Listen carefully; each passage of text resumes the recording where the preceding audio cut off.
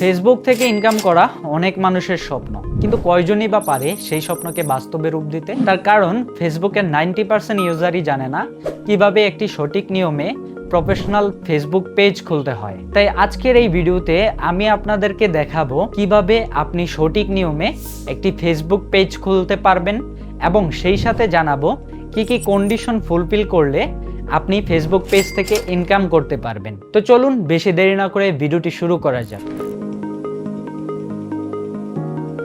ওকে, প্রথমেই যদি আসি ফেসবুক থেকে ইনকাম করার জন্য আপনাকে কি কি কন্ডিশন ফুলফিল করতে হবে, তাহলে মেটা নিজেই বলে দিয়েছে যে লাস্ট 2 মান্থে আপনাকে 5,000 ফলোয়ার কমপ্লিট করতে হবে এবং 60,000 মিনিট ওয়াচ টাইম কমপ্লিট করতে হবে, তবেই কিন্তু আপনি ফেসবুকের কন্টেন্ট মনিটাইজেশনের জন্য অ্যাপ্লাই করতে পারবেন। ওকে, ফেসবুক পেজ ক্রিয়েট করার জন্য আপনি আপনার প্রোফাইল থেকে উপরে যে মেনু বারটি রয়েছে, জাস্ট মেনু বারটির উপর একটি ক্লিক করবেন। দেন এইখান থেকে সি মোরের উপর ক্লিক করবেন। সি মোরের উপর ক্লিক করার পরে আপনি জাস্ট নিচে চলে আসবেন। নিচে চলে আসার পরে এখানে একটি অপশন পেয়ে যাবেন পেজেস নামে। আপনি জাস্ট এই অপশনটিতে একটি ক্লিক করবেন অ্যান্ড ক্লিক করার সাথে সাথেই কিন্তু আপনার সামনে এরকম একটি ড্যাশবোর্ড ওপেন হবে। সো আপনি যদি এর আগে কোনো ফেসবুক পেজ খুলে না থাকেন তাহলে কিন্তু এখানে আপনার কোনো ফেসবুক পেজের লিস্ট দেখাবে না। সো আমার যেহেতু ফেসবুক পেজ রয়েছে, এখানে কিন্তু আমার ফেসবুক পেজগুলো শো করতেছে। সো নতুন করে ফেসবুক পেজ ক্রিয়েট করার জন্য আপনাকে জাস্ট উপরে ক্রিয়েট অপশনটিতে একটি ক্লিক করতে হবে। সো আমি এখানে ক্লিক করছি। ক্লিক করার সাথে সাথে কিন্তু ঠিক এরকম একটি ড্যাশবোর্ড আপনার সামনে চলে আসবে। এইখানে বেসিক্যালি হচ্ছে আপনার ফেসবুক পেজের নাম দিতে হবে। সো আপনি আপনার ফেসবুক পেজের জন্য যে নামটি সেট করে রাখবেন বা যেই নামটি দিয়ে আপনি আপনার ফেসবুক পেজটি ক্রিয়েট করতে চাচ্ছেন, আপনি জাস্ট এই নামটি এখানে বসাবেন। সো আমি এখানে বসাই দিচ্ছি।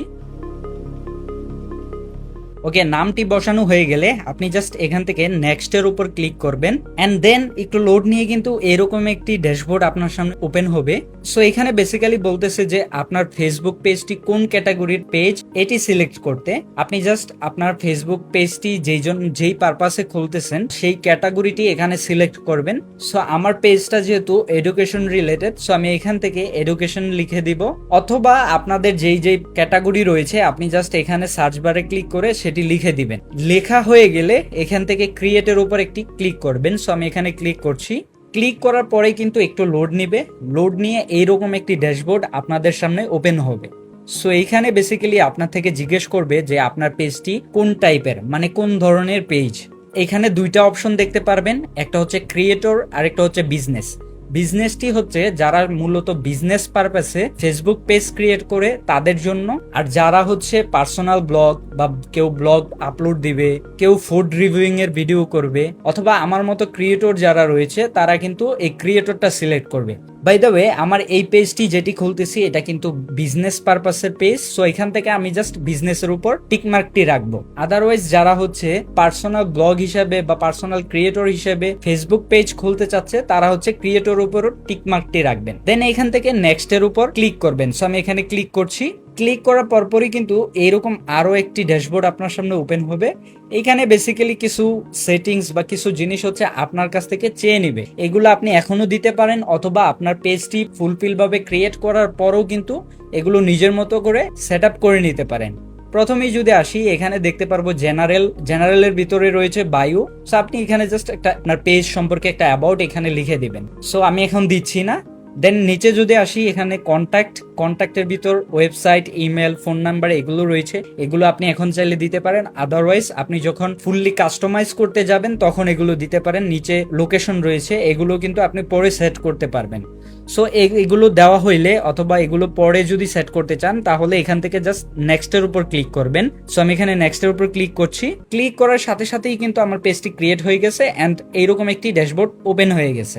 এইখানে বেসিক্যালি আমার প্রোফাইল পিকচার, মানে ফেসবুক পেজের প্রোফাইল পিকচারটি সেট করতে পারবো এবং ফেসবুক পেজের কভার ফটোটি এখান থেকে আমি সেট করতে পারবো। আদারওয়াইজ কেউ যদি চায় যে আমি একদম পরে গিয়ে সেট করব, সেটাও সে করতে পারে।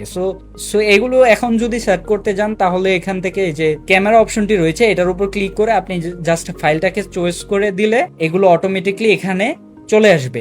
সো আমি এগুলো পরে করব। সো এখান থেকে আমি জাস্ট নেক্সটের উপর ক্লিক করব। ওকে, নেক্সটের উপর ক্লিক করার পরপরই কিন্তু এইরকম একটি ড্যাশবোর্ড ওপেন হবে।